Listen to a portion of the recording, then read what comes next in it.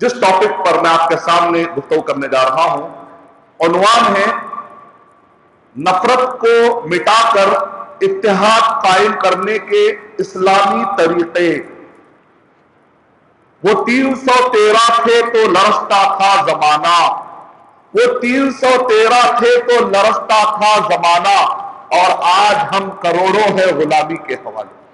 اللہ تعالیٰ اس وجہ سے میں نے ٹاپک ایک ایسے ہی نہیں کہ بس ایک خطبہ جمعہ دینا ہے، ایک دنیا کے حالات دیکھنے کے بعد ایک مسلمان کو جو غم ہوتا ہے، چاہے وہ سیریا کے معصوم بچے مرتے ہوں، چاہے وہ عراق کے معصوم بچے مرتے ہوں، یا وہ مصر یا مراکش کے معصوم بچے مرتے ہوں، یا ہندوستان میں دہشت گردی کے نام پر معصوم مسلمان بچوں کو اٹھا کر جیل کی سلاخوں میں ڈالا جاتا ہے جبکہ ان معصوم بچوں کا کوئی گناہ نہیں ہوتا۔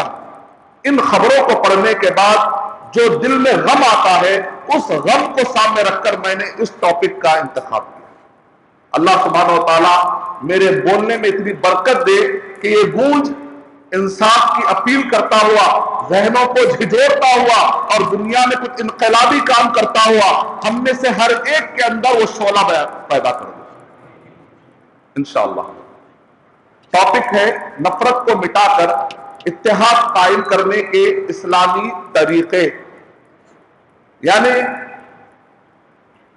دو اعتبار سے میں آپ کے سامنے گفتگو رکھوں گا، یعنی میں ہر اختلافات آدھے گھنٹے میں دنیا کے سارے اختلافات کی مثالیں دیتے ہوئے، قسمیں بتاتے ہوئے، سیاسی اختلافات، سماجی اختلافات، بین الاقوامی اختلافات، قومی اختلافات، حلقوں کے اختلافات، جماعتوں کے اختلافات، خاندانوں کے اختلافات، میں سارے اختلافات بتانے کے لیے میرے پاس ایک آدھے گھنٹے میں میرے پاس امکان نہیں ہے، تو میں بنیادی طور پر انشاءاللہ آپ کے سامنے دو بڑے اختلافات، ایک جو اسلام اور دینداری کے نام پر جو اختلافات ہوتے ہیں، اور دوسرا خاندانوں کے اور آپس کے جو جھگڑوں کی بنیاد پر، پراپرٹی کی بنیاد پر، یا آپس میں صحیح ایک دوسرے کے ساتھ سلوک نہ کرنے کی بنیاد پر جو اختلافات ہوتے ہیں، بنیادی طور پر انشاءاللہ میں اس کو خاص طور سے بنیاد بنا کر آج آپ کے سامنے پیش کروں گا انشاءاللہ۔ اور کسی بھی قسم کا اگر اختلاف ہو، کسی بھی قسم کا اگر اختلاف ہو تو اس کو ختم کرنے کے لیے بھی انشاءاللہ میں آپ کو بنیادی طور پہ ایک فارمولا دے دوں گا تاکہ ہم سارے اختلافات کو کیسے ختم کر سکتے ہیں، قرآن اور حدیث کی روشنی میں انشاءاللہ میں اس پر بھی روشنی ڈالوں گا۔ اگر آپ پڑھتے ہیں سورہ بقرہ سورہ نمبر 2 آیت نمبر 137 میں کہ اللہ سبحانہ و تعالیٰ ارشاد فرما رہے ہیں فَإِنْ آمَنُوا بِمِثْلِ مَا آمَنْتُمْ بِهِ فَقَدِ اهْتَدَوْا، اگر یہ پورے دنیا کے لوگ اے نبی، اے صحابہ اکرام، جیسے تم ایمان لائے ہو، اگر یہ دنیا کے لوگ اس راستے پر آ جائیں گے فَقَدِ اهْتَدَوْا، تب تو وہ ہدایت پر ہے۔ ہدایت والا راستہ اختلاف والا ہوتا ہے یا اتفاق والا؟ ہدایت والا راستہ اتفاق والا ہوتا ہے۔ تو اللہ سبحانہ و تعالیٰ قرآن مجید میں کہہ رہے، بندہ کہہ رہا اہدنا الصراط المستقیم، اہدنا الصراط المستقیم، اے اللہ تو ہدایت دے، اے اللہ تو ہدایت دے، بندہ دعا کر رہا ہے۔ اللہ تعالیٰ کہہ رہے بندے ہدایت مل گئی، فَإِنْ آمَنُوا بِمِثْلِ مَا آمَنْتُمْ بِهِ فَقَدِ اهْتَدَوْا، ہدایت کا وعدہ ہے نا، جو نبی اور صحابہ کے طریقے پر چلیں گے ان کو ہدایت کا راستہ مل جائے گا۔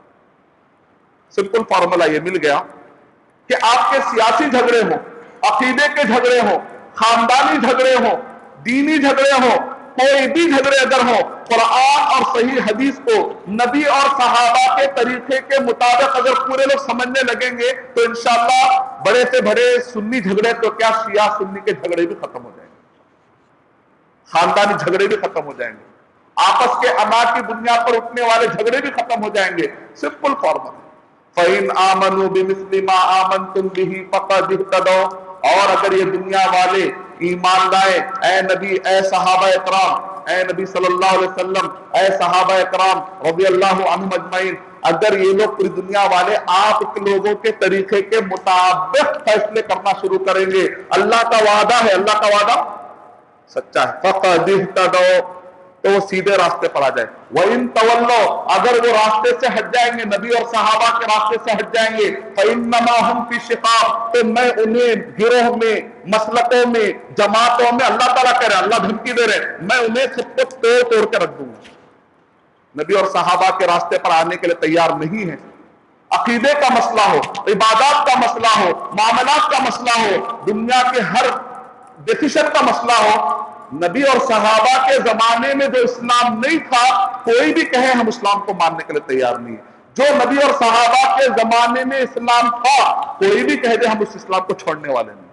اس حدیث کے روشنی میں انشاءاللہ, اس آیت کے روشنی میں. حدیث شریف کیا ہے؟ نبی اکرم صلی اللہ علیہ وسلم نے ارشاد فرمایا, ترمذی شریف حدیث نمبر 171, ستفترق امتی علی 73 فرقۃ, القریب میری امت میں 73 فرقے ہو جائیں گے, کلہم فی النار پورے کے پورے جہنم میں جائیں گے, الا واحدۃ سوائے ایک کے. قالوا من ہم یا رسول اللہ, صحابہ اکرام نے پوچھا وہ ایک کون ہوگا؟ تو نبی صلی اللہ علیہ وسلم نے نام نہیں کام بتایا. میتھڈالوجی بہت اہم ہوتی ہے, کہیں پر بھی اتحاد کے لیے میتھڈالوجی بہت اہم ہوتی ہے, ورنہ منافقین بھی اپنے آپ کو مومن کہہ لیتے تھے. مومن کہنے سے کیا ہوتا ہے؟ وَمِنَ النَّاسِ مَن يَقُولُ آمَنَّا بِاللَّهِ وَبِالْيَوْمِ الْآخِرِ وَمَا هُمْ بِمُؤْمِنِينَ. اپنے آپ کو مومن کہتے تھے منافق. بڑے بڑے القاب دینے سے کیا ہوتا ہے؟ قادیانی اپنے آپ کو احمدی کہتے ہیں, اپنے آپ کو مسلم کہتے ہیں. اپنے ٹی وی چینلز کو وہ لوگ مسلم ٹی وی نام دے لینے سے کیا ہوتا ہے؟ نبی اکرم صلی اللہ علیہ وسلم سے صحابہ اکرام نے پوچھا وہ ایک جنت میں جانے والا کون ہے؟ نبی اکرم صلی اللہ علیہ وسلم نے کام بتایا. اصل کام کی بات یہ ہے کہ میتھڈالوجی جان لے. نبی اکرم صلی اللہ علیہ وسلم نے ارشاد فرمایا وہ ایک جو جنت میں جانے والا ہے, من کان بمثل ما انا علیہ اليوم واصحابی, آج کے دن میں اور میرے صحابہ اکرام جس راستے پر, جس اسلام کو لے کر چل رہے ہیں, قیامت تک جو کوئی بھی اس اسلام کو لے کر چلے گا وہ جنت میں جائے. بات کلیئر. آئیے, نبی اور صحابہ کے زمانے میں اختلافات, انسان ہونے کے ناطے اختلاف رائے اس زمانے میں بھی ہوتا تھا, لیکن کتنی آسانی سے اختلافات ختم ہو جاتے تھے. آپ اندازہ لگائیے, آپ کو میں مثالیں دیتا ہوں. نبی اکرم صلی اللہ علیہ وسلم کا انتقال ہوا, عمر رضی اللہ تعالیٰ وقتیہ طور پر کہہ رہے تھے اگر کوئی شخص یہ کہے کہ نبی صلی اللہ علیہ وسلم کا انتقال ہو گیا, میں اس کا سر تن سے جدا کر دوں گا. کیسا اختلاف ہو گیا دیکھیں. اب کوئی عمر رضی اللہ تعالیٰ کے قریب جانے کی ہمت کسی کے اندر اگر ہو, کوئی قریب جائے بھی نہیں سکتا, کیسے سمجھائے؟ تلوار بھی, اور کہہ رہے کہ میں تن سے اس کا سر جدا کر دوں گا. ابو بکر رضی اللہ تعالیٰ ہمت کر کے آگے بڑھتے اور کہتے ہیں سورہ زمر سورہ نمبر 39 کی, سورہ زمر سورہ نمبر 39 کی آیت نمبر 30, انک میت و انہم میتون, اے نبی صلی اللہ علیہ وسلم آپ بھی مرنے والے ہیں, انتقال فرمانے والے ہیں, اور دنیا کے سارے لوگ بھی, کل من علیہا فان, سب کو فنا ہونے والا, صرف اللہ کی ذات ہے جو فنا نہیں ہوتی ہے. عمر رضی اللہ تعالیٰ, دیکھیں یہاں پر اختلاف کیسا, ایک آدمی اعلان کر دیا. اب اکثر کیا ہوتا ہے, میں اعلان کر دیا, اتنے لوگوں میں بول دیا, میں اپنی بات کو واپس کیسے لوں؟ اب اس بات کو نبھانے کے لیے وہ فرقہ ڈالتا ہے, اس بات کو نبھانے کے لیے کتابیں لکھتا ہے, اس بات کو نبھانے کے لیے تعویلیں کرتا ہے, اس بات کو نبھانے کے لیے قرآن اور حدیث کے معنوں کو بگاڑتا ہے, بڑے سے بڑا جرم کرنے کے لیے تیار ہوتا ہے, لیکن اپنی اعمال کو چھوڑنے کے لیے تیار نہیں ہوتا. اختلافات شروع ہوتے. عمر رضی اللہ تعالیٰ, وہ صحابہ اکرام تقوی والے تھے, توحید کا عقیدہ تھا. توحید کے اندر کیا آتا ہے؟ اللہ تمہیں دیکھ رہا ہے, وہ اللہ کے لیے کرنے والے لوگ. رسالت, محمد صلی اللہ علیہ وسلم کے بتلائے طریقے کے مطابق اپنے اختلافات کو ختم کرنا وہ خوب جانتے تھے. آخرت, توحید, رسالت, آخرت, کل کے دن ہمیں اس کا جواب دینا ہے. اگر ہم آج واپس نہیں لیں گے اپنی بات تو پھر قیامت میں جواب دینا پڑے گا. آج اگر تھوڑی عزت جاتی ہے تو کوئی بات نہیں, بھائی چلو میں نے غلط کہہ دیا تھا, معاف کر دو بھائی, میں آپ سے نہیں کہوں گا میں نے غلط فہمی میں آ کر کہہ دیا, بات ختم. اس کے بجائے اپنی بات کو منوانے کے لیے تعویل کرتے کرتے آپ کہیں قیامت میں سوالات کے, ظلم کرنے والا ظلم سے باز آ جائے, تعویل کرنے والا تعویل سے نکل کر آ جائے, قرآن اور حدیث کو اپنے مطلب کے لیے موڑ کر پیش کرنے والا باز آ جائے. قیامت کے دن یہ کوئی چال بازیاں سے بچ نہیں سکتا ایک آدمی. تو صحابہ اکرام کی جو ٹریننگ تھی وہ توحید, رسالت, آخرت کی بنیاد پر ٹریننگ تھی. عمر رضی اللہ تعالیٰ نے اعلان کر دیا، یہاں تک کہ پورے صحابہ کرام پریشان. لیکن ابو بکر رضی اللہ تعالیٰ عنہ نے جیسے آیت سنا دی، وہ کہتے ایسا لگتا ہے جیسے کہ آیت آج ہی نازل ہوئی ہے، اپنی بات کو واپس لے لی. اللہ تعالیٰ ہمارے اندر بھی ایسا تقویٰ پیدا کرے. اور ایک اختلاف، نبی اکرم صلی اللہ علیہ وسلم کا ایسا انتقال ہوا، اس کے بعد ابو بکر رضی اللہ تعالیٰ عنہ ایک اور اختلاف یہ ہو گیا کہ نبی صلی اللہ علیہ وسلم کو دفن کہاں کیا جائے گا. کسی نے کہا نبی صلی اللہ علیہ وسلم مکے کے ہیں، مہاجرین نے کہا مکہ لے کر جائیں گے، انصار نے کہا نہیں ہم مدینہ، کسی نے کہا نہ مکہ نہ مدینہ بیت المقدس لے جائیں گے. اختلافات ختم کرنے کا طریقہ اکثر کیا ہوتا ہے، دو باتوں میں سے تیسری کوئی بھی ایک بات بول دیتے، لیکن صحابہ اکرام کے لیے تھے. ابو بکر رضی اللہ تعالیٰ صحابہ اکرام سے مشورہ کرتے ہیں. حدیث شریف ایک صحابی نے سنا دی، کہا کہ اللہ سبحانہ و تعالیٰ اس جگہ پر نبی کو موت دیتے ہیں جہاں پر اللہ یا محمد صلی اللہ علیہ وسلم یعنی پسند کرتے ہیں. کا مطلب کیا نکلا، جہاں پر نبی صلی اللہ علیہ وسلم کا انتقال ہوتا ہے وہیں پر دفن کیا جائے. جیسے حدیث شریف آ گئی، مہاجرین نے کہا ہم اپنی بات کو چھوڑتے ہیں، بیت المقدس کی طرف لے جانے والوں نے کہا ہم اپنی بات کو چھوڑتے ہیں. یعنی صحابہ کرام کے زمانے میں اختلافات ہوتے تھے، انسان ہونے کے ناطے اختلافات ہو سکتے ہیں، خاندانی جھگڑے ہو سکتے ہیں غلط فہمی کی بنیاد پر، جانے یا انجانے میں، لیکن بریک ہمیشہ گاڑی کو بریک ہونا چاہیے، بغیر بریک کے گاڑی نہیں چلانا. ہمارا بریک کیا ہے، قرآن اور سنت کی بات کوئی کر دے چاہے کتنی بھی سپیڈ میں آگے نکل جائے، بریک مارنے کی طاقت پیدا کیجیے. اگر یہ کنٹرول نہ ہو تو پھر یہ گاڑی سیدھا جہنم میں جا سکتی ہے. بریک ہونا پڑے گا تاکہ پھر جنت کی طرف لے جانے کے لیے یو ٹرن کے لیے ٹائم مل سکے، ورنہ سیدھا سیدھا جہنم کی طرف نکل جائے گی وہ گاڑی. اللہ حفاظت کرنا. پھر اور ایک اختلاف ہوا، یہ اختلاف یہ ہوا کہ اب خلیفہ کون بنے گا. اب دیکھیے نبی اختلافات کو دور کرنے کی کتنی زیادہ صحابہ کرام میں تڑپ تھی. دیکھیے آپ، نبی صلی اللہ علیہ وسلم کا جنازہ موجود ہے اور ابھی دفنایا نہیں گیا. دفنانے سے پہلے یہ بحث چل رہی ہے کہ خلیفہ کون بنیں گے. مہاجرین نے کہا خلیفہ ہمارے پاس سے ہونا چاہیے، انصار نے کہا ہم نے قربانیاں دی تو خلیفہ ہمارے پاس سے ہونا چاہیے. مہاجرین نے کہا ابتدا کی قربانی اہم ہوتی ہے، شروعات کی قربانی اہم ہوتی ہے، خلیفہ ہمارے پاس سے ہونا چاہیے. انصار نے کہا نہیں، اصل تو جس اسٹیج پر اصل ضرورت تھی اس وقت پر تو ہم نے مدد کی تھی، اسٹیج تو مدینے میں قائم ہوا ہے، خلیفہ ہمارے پاس سے ہونا چاہیے.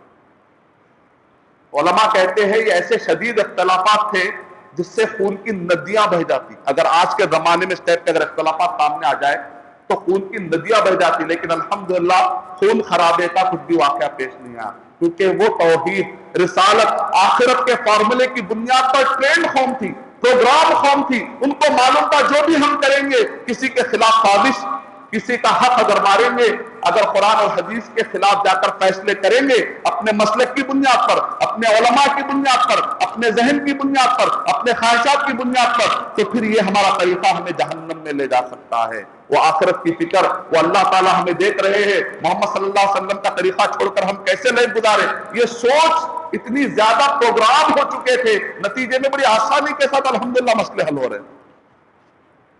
انہوں نے کہا مہاجرین کی طرف سے، انہوں نے کہا انصار کی طرف سے. ابو بکر رضی اللہ تعالیٰ ممبر پر چڑھ کے کہتے ہیں الائمۃ من قریش، صحیح مسلم کی روایت ہے، باب ما جاء فی الخلافۃ فی قریش. الائمۃ من قریش، نبی اکرم صلی اللہ علیہ وسلم نے ارشاد فرمایا جب بھی اختلافات ہوں گے اس اختلافات سے نکلنے کا طریقہ یہ ہے کہ کسی بھی قریش کے خاندان کے آدمی کو پکڑ کر تم خلیفہ بنا لیا کرو. الائمۃ من قریش، اور قریش کہاں کے ہیں؟ مکہ کے.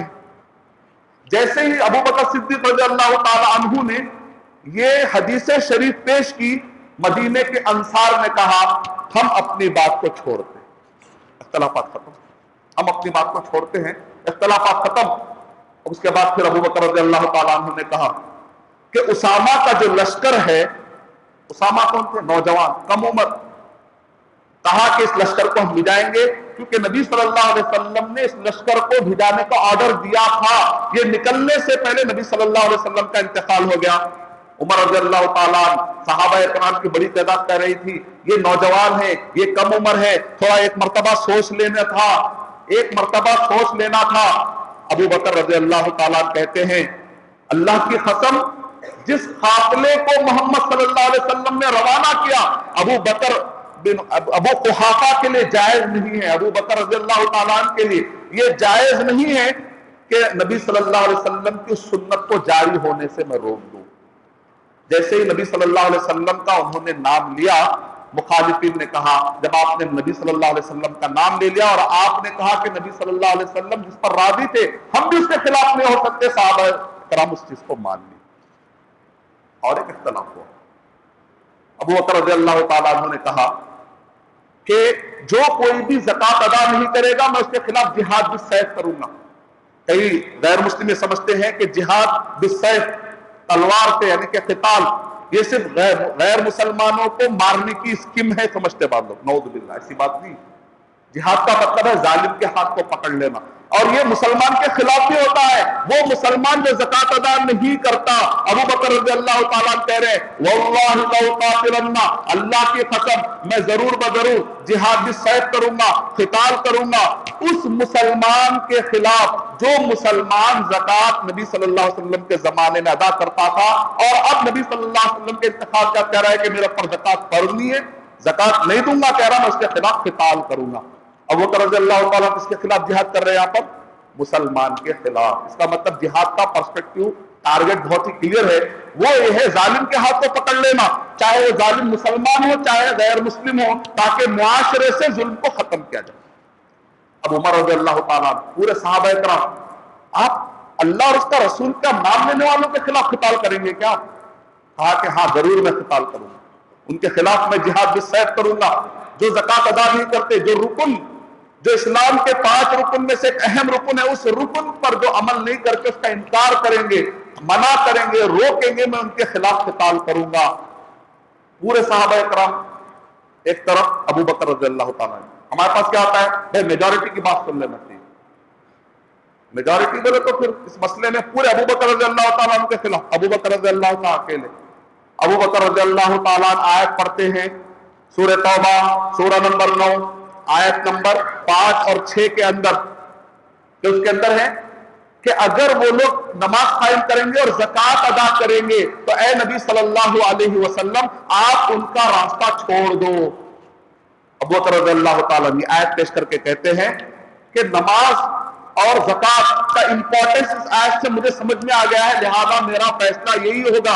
یہاں تک کہ ابن عمر رضی اللہ تعالیٰ عنہ نے آ کر کہا میں نے نبی اکرم صلی اللہ علیہ وسلم کو فرماتے سنا ہے کہ جو زکوٰۃ ادا کرنے سے ایک آدمی منع کر دے گا، روک دے گا، اس کے پر فرض ہو چکی ہے زکوٰۃ اور اس کا انکار کرے گا، تو یقیناً نبی اکرم صلی اللہ علیہ وسلم نے کہا اس آدمی کے اوپر اس آدمی کا خون حلال ہو جاتا ہے۔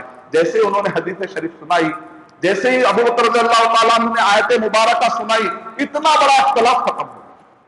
اس میں ہمارے لیے سبق کیا ہے؟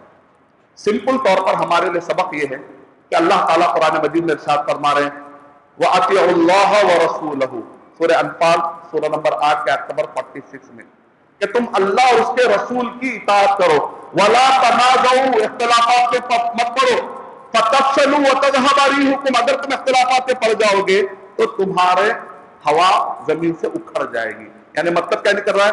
کتاب و سنت کی بنیاد پر اتحاد قائم کرنے کی طرف بلایا جا رہا ہے۔ اب اور ایک سوال، آخری سوال، اس کا جواب دے کر میں اپنی بات ختم کرتا ہوں۔ جب میں عمر آباد سے پڑھ کر آیا مدینہ جانے سے پہلے، تو میں نے تقریباً 1.5 سال تک فیلڈ ورک کیا، مسلم نان مسلم ہر جماعت کے لوگوں کے جا کر ملنے کی کوشش کرتا تھا، کیا خیالات ہیں سب کے، ہر جگہ پر دیکھتا تھا، بیانات سننے کی کوشش کرتا تھا، آخر لوگ کیا کہہ رہے ہیں، اتنے اختلافات، اتنے جھگڑے، دینی جھگڑے الگ، پھر دنیاوی اعتبار سے گھریلو جھگڑے الگ۔ تو میں نے دیکھا ہر جگہ پر یہی بات ہو رہی تھی، سب لوگ یہ کہہ رہے تھے کتاب و سنت، کتاب و سنت، ہر جماعت والا یہ کہہ رہا تھا کتاب و سنت میں آیا ہے، اور صحیح بخاری سے ٹی وی کے ذریعے سے شرک ثابت کرنے والے بھی پیدا ہو گیا آج کو، ٹی وی کے ذریعے اور جدید میڈیا کے ذریعے سے۔ 1.5 سال تک میں یہ کنفیوژن میں تھا کہ صرف کتاب و سنت بولنے کی بنیاد پر بھی اتحاد نہیں آ سکتا، یہ میرا کنکلوژن تھا۔ اس کے بعد جب میں مدینہ سٹی میں قدم رکھا، وہاں پر مجھے بڑے بڑے اکابر علماء، عرب اور عجم کے اکابر علماء سے ملاقات کا موقع ملا۔ میں جتنے اکابر علماء تھے ان سب سے جا کر ان کے بیان ریکارڈ کرتا. 4 سال میں نے محنت کی اس سوال کو حل کرنے کے لیے, رات اور دن میں نے محنت کی کہ 4 سال سارے علماء کرام سے پوچھتا, ان کی کتابیں پڑھتا, تو مجھے وہ ہیرا مل گیا وہاں پر کہ کتاب و سنت کو اس طریقے سے سمجھیں گے جس طریقے سے نبی اور صحابہ کرام نے سمجھا. یہ ایڈ ملا مجھے. کتاب و سنت, ہر فرقہ دعویٰ کرے گا میں نے فلاں آیت سے یہ سمجھا ہے, وہ فرقہ بولے گا میں نے فلاں آیت سے یہ سمجھا ہے, وہ فرقہ کہے گا میں نے فلاں حدیث سے سمجھا ہے. ہم اس سے پلٹا کر کہیں گے تم نے جو قرآن اور حدیث کی روشنی میں عربی زبان کی بنیاد پر تم نے جو سمجھا ہے کیا یہی نبی اور صحابہ کرام نے بھی سمجھا تھا کیا؟ تو ہم کو اس آدمی کو کنٹرول کرنے کے لیے ایک راستہ ملے گا. یہ راستہ ہم نے اپنی طرف سے نہیں نکالا. سورہ نساء سورہ نمبر 4 کی آیت نمبر 115 میں اللہ تعالیٰ ارشاد فرما رہے وَمَن يَتَّبِعْ غَيْرَ سَبِيلِ الْمُؤْمِنِينَ. کیا کہہ رہے ہیں؟ قرآن نازل ہوتے وقت پر مومنین کون تھے؟ صحابہ کرام. وَمَن يَتَّبِعْ غَيْرَ سَبِيلِ الْمُؤْمِنِينَ, جو مومنوں کے راستے سے ہٹ کر کوئی اور راستے کو فالو کرے گا, یعنی نبی اور صحابہ کے راستے کو فالو کرنا پڑے گا آپ کو.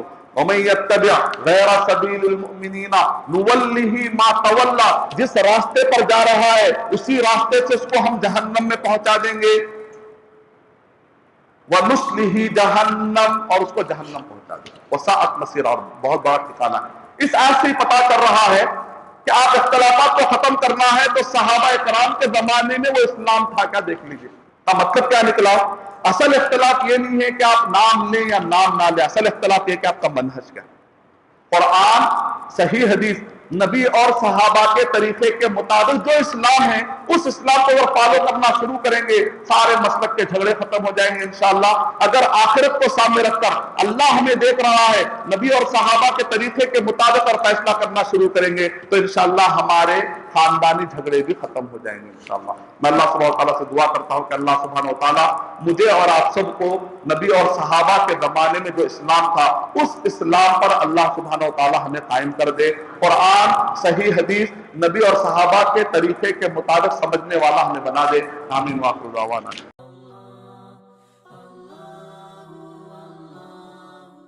For authentic Islamic information, please log on to www.askislampedia.com.